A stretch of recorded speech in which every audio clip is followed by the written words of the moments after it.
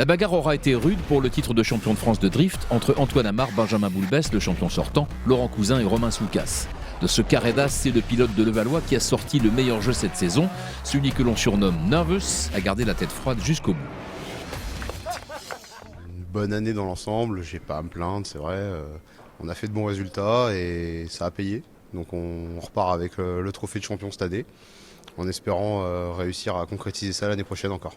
Avec une voiture reconnaissable facilement au milieu de la meute de BMW, la Nissan 200 SX13 de Antoine Amar a subi des transformations qui se sont avérées payantes tout au long de la saison, comme le montage d'un train arrière conçu et développé pour le drift avec une meilleure motricité, ou des réglages de géométrie arrivés à maturité qui permettent au nouveau champion de se concentrer sur son pilotage. Au départ, pourtant, tout est une question de passion. La meilleure école, c'est d'acheter une voiture, de s'entraîner sur circuit et d'y prendre du plaisir. À partir de là, après, il faut, malheureusement, c'est comme dans tout sport auto, après il faut des budgets pour se lancer, etc. Et nous, on a commencé avec vraiment rien, juste des amis, une voiture et on s'est lancé.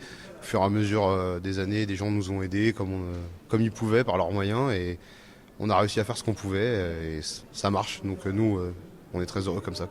Le team a attrapé des réflexes de professionnels. Au départ, pourtant, tout est une question de passion.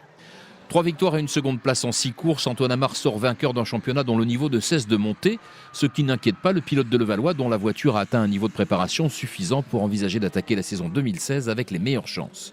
Le coup d'envoi de la saison 2016 sera donné les 9 et 10 avril prochains à Nogaro. Antoine Amar est conscient que la concurrence va travailler de son côté pour progresser, mais il garde la tête froide. S'il ne peut faire évoluer la voiture comme il le souhaite, il est sur une base saine et l'expérience acquise sera un capital non négligeable. J'ai pas énormément de moyens financiers pour non plus faire évoluer les voitures comme on peut l'imaginer, donc pas d'énormes changements, on va faire ce qu'on peut et bon, comme le matériel est déjà bien en ce moment, ça devrait le faire.